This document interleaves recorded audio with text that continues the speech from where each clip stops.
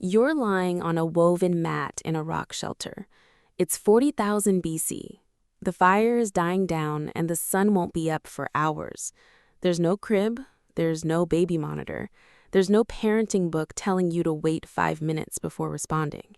There's just you, the infant strapped to your chest, and the fact that if that baby cries for more than a few seconds, something with teeth might hear it before you can stop it.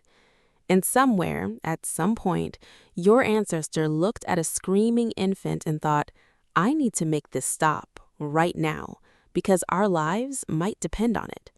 This is the story of how ancient humans dealt with crying babies. Not modern parenting advice, not what your pediatrician suggests, not the debate about sleep training. We're talking about the raw evolutionary reality of keeping an infant alive when the stakes were genuinely life or death, and why that might explain why modern parenting feels so brutally exhausting. Because here's the thing nobody tells you. The way we raise children in industrialized societies might be the strangest, most evolutionarily unprecedented experiment in human history. And crying, the thing that makes new parents want to walk into the ocean, was a feature, not a bug. Let's start with infant crying itself. Because before you can understand how ancient humans responded to it, you need to understand what crying actually is from an evolutionary perspective. And crying has been part of the human story for a very, very long time. Human infants are born spectacularly helpless, more helpless than almost any other primate. A newborn chimp can cling to its mother's fur within hours. A human baby can't even hold its own head up for weeks. The reason? Our massive brains. Humans evolved to walk upright, which narrowed the birth canal, but we also evolved enormous, energy-hungry brains.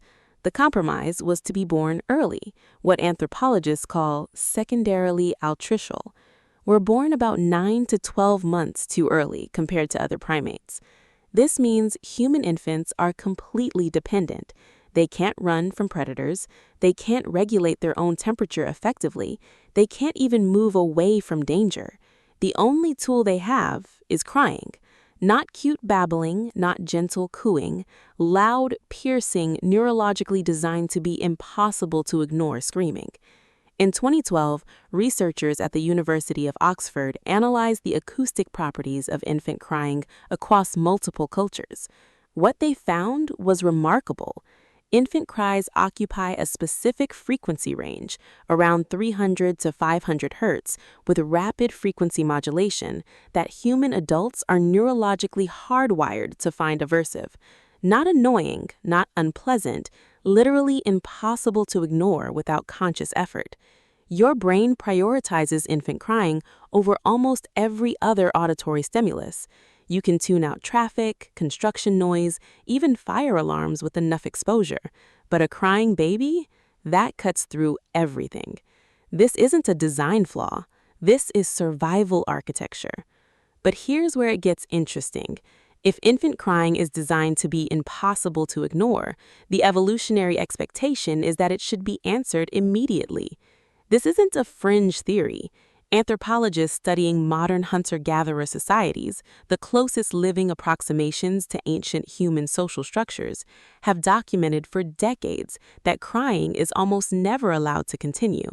Melvin Connor, an anthropologist at Emory University, who spent years studying the Kung people of Botswana, published findings in 1976 that fundamentally changed how we understand infant care. The basic argument goes like this. In hunter-gatherer societies, infants are held constantly, not most of the time, constantly. When the mother isn't holding the baby, another adult or older child is. Infants are carried in slings, sleep next to their mothers, and are nursed on demand, sometimes up to 4 times per hour. And the data actually supports this. Connor found that Kung infants cried on average less than half the time that American infants did. Not because they were different babies, because crying was answered within 10 seconds. 10 seconds! The infant would fuss, the mother would shift the baby to breast, and the crying stopped before it began. Now, let's talk about alloparenting, because this is where the story gets really interesting. Ancient humans didn't raise children alone. That was never the model. In 2005, anthropologist Sarah Blaffer Hrdy published Mothers and Others, which compiled decades of research across primates and human cultures. The central thesis: humans evolved as cooperative breeders. What does that mean? It means that throughout human evolutionary history, mothers were never expected to care for infants alone. Children were raised by mothers, yes, but also by grandmothers, aunts, older siblings, and other community members. Hrdy documented this pattern across cultures, among the Hadza of Tanzania, the Ache of Paraguay, the Efe of Central Africa. The pattern repeats. Infants are passed between caregivers constantly. A baby might nurse from its mother, but be held by 5 different people in an hour. This wasn't neglect, this was the system, and when a baby cried, whoever was closest responded. There was no debate about creating bad habits or teaching independence. Independence wasn't the goal, survival was. Think about that for a second. The idea that responding immediately to a crying infant would somehow damage them is a modern invention. For hundreds of thousands of years, immediate response was the only response. Let's talk about the physical evidence, because this isn't just speculation. In 2013, researchers examining skeletal remains from prehistoric sites across Europe noticed something unusual in the bone chemistry of ancient infants. Through isotope analysis, they could determine breastfeeding patterns. What they found? Extended breastfeeding, often lasting 3 to 5 years, sometimes longer. This wasn't cultural preference, this was survival strategy. Without reliable food alternatives, without formula, and without the ability to store and reheat milk, nursing was the only way to keep an infant alive. And nursing requires proximity, constant, immediate proximity. A crying baby needed to be against skin within seconds because that crying meant hunger, cold, fear, or pain, and all of those could be fatal if left unaddressed. Now, here's the question that should be sitting in the back of your mind. If ancient humans responded immediately to crying, why do modern parenting experts tell us to wait? Because the context changed completely. The dangers changed, but more importantly, the support structure collapsed. Let's talk about nighttime, because this is where the ancient-modern gap becomes almost comical. In traditional societies, the concept of sleeping through the night doesn't exist. Infants sleep next to their mothers. They wake, they nurse, they sleep again. This happens 6, 8, 10 times per night. The mother isn't fully waking up each time. The baby isn't fully waking up. It's light sleep, proximity, feeding, back to sleep. James McKenna, a biological anthropologist at Notre Dame who has spent 40 years studying infant sleep, established a mother-baby sleep laboratory in 1991. Using infrared cameras and monitoring equipment, he documented exactly what happens when mothers and infants sleep in the same room versus separately. When together, mothers and infants synchronize sleep cycles. The mother moves into lighter sleep when the baby shows signs of waking. The baby is soothed before crying begins. When separated, this synchronization breaks. The baby fully wakes. The baby cries. The mother, now fully awake, has to get up, walk to another room, and try to soothe the baby who is now in full distress mode. This isn't better sleep. This is worse sleep for everyone involved. But here's the uncomfortable truth. For most of human history, letting a baby cry it out wasn't an option. It was dangerous. In 2016, researchers analyzing infant mortality patterns in prehistoric populations found something striking. Infants who survived past the first month had significantly higher survival rates if they were able to maintain close physical contact with caregivers. Why? Temperature regulation, feeding frequency, and predator avoidance. A baby alone in a separate sleeping space is a baby at risk. From the perspective of a mother in the Pleistocene, putting your infant down somewhere and walking away while it cried would have been unthinkable, not because it was cruel, because it was lethal. Here's the part of this video that nobody expects. A lot of what ancient humans did regarding infant care was more effective than what we replaced it with. Not all of it, absolutely not all of it. Modern medicine has saved countless infant lives that would have been lost in prehistoric times. But within the domain of emotional regulation, sleep patterns, and parental stress, there's a compelling argument that industrialized societies have dismantled structures that were doing important work without fully understanding what we were dismantling. Constant physical contact, immediate response to distress, multiple caregivers sharing the load, extended breastfeeding, co-sleeping.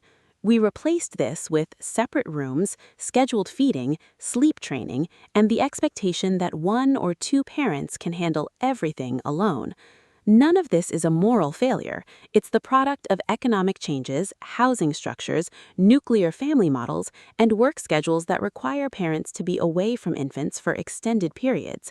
But the rates of postpartum depression, parental burnout, and infant sleep disturbances in industrialized societies are real, documented, and remarkably high. In the United States, rates of postpartum depression range from 10 to 20%. Parental burnout is increasingly recognized as a clinical concern, and sleep deprivation in new parents is so severe that it's comparable to the cognitive impairment from alcohol intoxication. Compare this to studies of traditional societies. A 2014 study examining maternal mental health among the Hadza found dramatically lower rates of postpartum mood disorders. Why? Not because the Hadza have better genetics or easier babies, because Hadza mothers are never alone. When a baby cries, there are 6 other people who can help. When a mother needs to sleep, someone else holds the baby. When food needs gathering, childcare is collective. Modern parenting feels so exhausting because we are trying to do the work of an entire ancient village all by ourselves. And when a baby cries at 3 a.m. and you're alone and you haven't slept more than 2 hours straight in weeks and every book gives you different advice and half of it contradicts the other half, that's not what your biology was designed for. Your biology was designed for a baby who rarely cries because they're always held, for sleep that's interrupted but supported, for a community that shows up. So what did ancient humans do when children were crying? The honest answer is they stopped it immediately, and they were never doing it alone. The physical evidence takes us back hundreds of thousands of years with some confidence, and the behavioral patterns almost certainly go back much further. The biological drive that underlies infant crying and the parental drive to respond is far older than Homo sapiens. It's shared across primates. What we do know is this.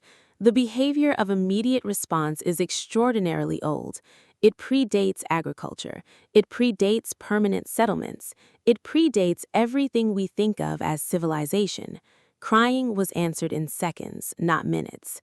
Infants were held for hours, not placed down. Care was communal, not isolated. The thread that connects all the evidence, from bone chemistry to modern hunter-gatherer observations to sleep studies, is that human infants evolved expecting constant contact and immediate response, not because it's nicer, because that's what kept them alive. There's something almost heartbreaking about that. For all the things that separate modern humans from our ancestors, the hospitals, the safety regulations, the actual survival rate of infants, that would make ancient humans weep with envy, there are these thin threads of continuity that run unbroken through hundreds of thousands of years of human experience. A baby cries, a parent responds, the baby quiets. An ancient mother holding her infants against her chest as the fire burns low is a modern mother holding her infants at 3 a.m. while the refrigerator hums. The details changed, the dangers changed, but the biology, the desperate need of the infant to be held, and the desperate need of the parent to make the crying stop, that was already ancient by the time anyone thought to write it down. Next time you pick up a crying baby, yours, a friend's, a stranger's in the grocery store, you're participating in something far older than you realize. You're doing what humans have always done. You're answering the call. This is Marina Explains. If this changed how you think about crying babies, leave a comment. And if you know a new parent who's being told to let their baby cry it out, maybe send them this video. Sometimes it helps to know we were never supposed to do this alone.